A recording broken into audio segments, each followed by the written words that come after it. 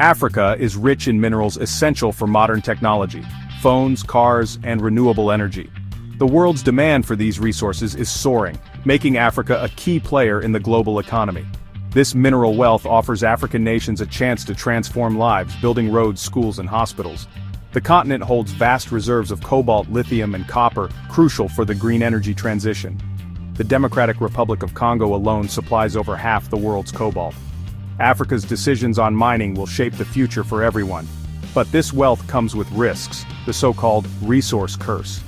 Paradoxically, countries with abundant resources often struggle with poverty and conflict.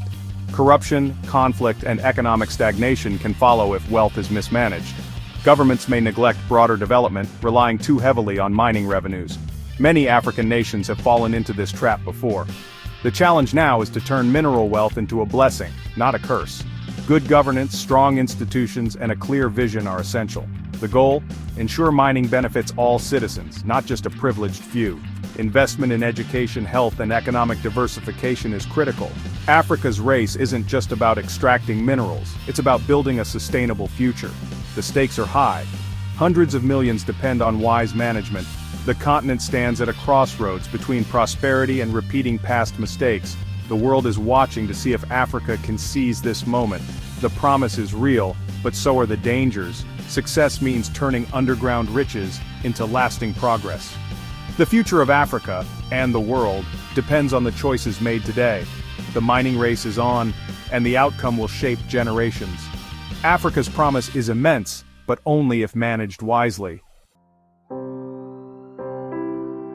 South Africa was once the mining powerhouse of Africa, famed for gold and diamonds. Its deep mines built Johannesburg and a world-class mining industry. But today the easy gold is gone, and mining is more dangerous and expensive. Rising costs and unreliable electricity from Eskom threaten the industry's future. Power cuts halt production, making investment risky. Social challenges linger: inequality, poverty, and frequent labor strikes. Mining communities often see little benefit from the wealth beneath their feet. Government efforts to address these issues, like Black economic empowerment, have been slow and controversial. South Africa's dominance is fading. Investment is shifting to other countries. The country lags in new minerals like cobalt and lithium, vital for the future. Its old mines are aging, and few new ones are opening.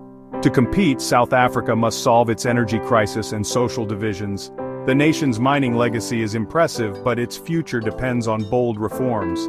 Without change, the old giant risks being left behind in Africa's new mining race. The world is moving on, and South Africa must adapt or lose its place. The challenge is clear: modernize, diversify, and share the benefits more widely. Only then can South Africa reclaim its leadership in African mining. The clock is ticking for the old giant. The Democratic Republic of Congo is the world's cobalt king, supplying over 70% of global demand. Cobalt powers the batteries in smartphones and electric cars, making the DRC vital to the green revolution. This mineral wealth could transform the country, lifting millions out of poverty. But the DRC is a textbook case of the resource curse. Political instability, corruption, and violence plague the sector. Much of the mining wealth benefits only a small elite, while most citizens remain poor. Armed groups fight for control of mines, making investment risky and dangerous. The cobalt industry also faces ethical crises. Many mines rely on artisanal labor, including children, working in hazardous conditions. International pressure is mounting on companies to clean up supply chains. The government must regulate the sector, protect workers, and attract responsible investment. The DRC's dominance gives it leverage, but its throne is unstable.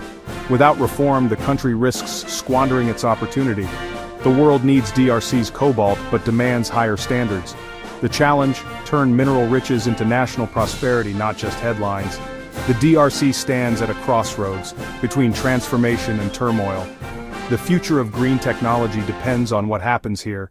The Cobalt King's reign is powerful, but perilous. The world is watching. Nigeria, long known for oil, is waking up to its untapped mineral wealth. Gold, tin, iron ore, and lithium lie beneath its soil, but mining was neglected for decades. Now the government is pushing to diversify, creating a new ministry and reforming mining laws. Better geological data and investor-friendly policies are attracting attention. High-grade lithium discoveries have put Nigeria on the global map for battery minerals. The potential is huge: millions of jobs, new revenue, and less reliance on oil. But challenges remain. Security risks, poor infrastructure, and corruption threaten progress. The government must prove it can offer stability and transparency to investors. Nigeria's mining sector is stirring, but real growth will require sustained effort.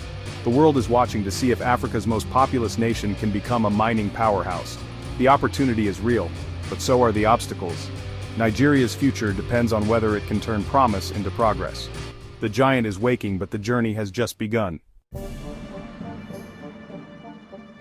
Investment flows reveal who's winning Africa's mining race.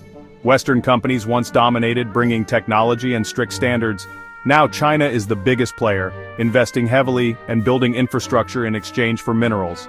Chinese firms often take risks in unstable countries, outpacing cautious Western rivals.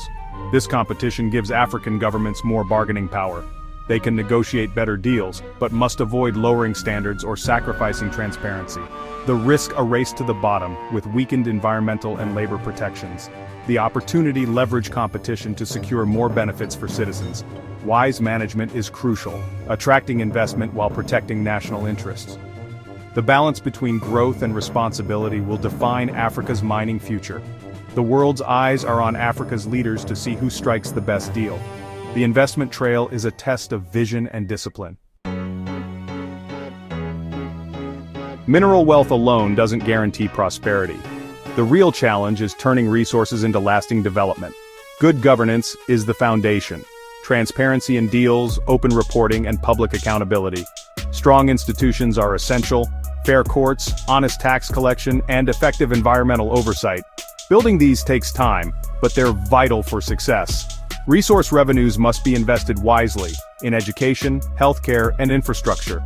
The goal, a diverse economy that thrives after the minerals are gone. Managing public expectations is key.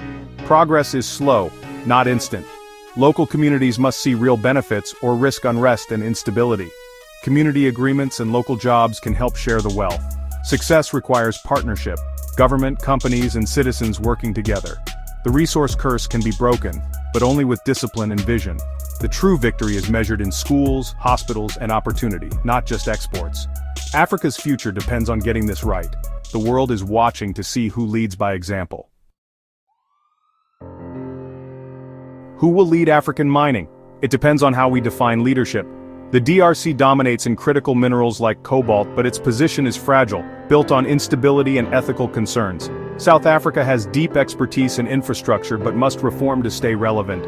Nigeria is the rising contender with vast untapped resources and a drive to diversify. Each faces unique challenges: governance, security, and social equity. The true leader will be the nation that turns mineral wealth into broad, lasting prosperity. Success means investing in people, not just profits. The winner will build schools, hospitals, and opportunity for all. This is the hardest race of all and the most important. The world is watching to see which country becomes a beacon for the continent. The mining race is about more than minerals, it's about the future of Africa. The leader will inspire others to follow. The stakes could not be higher.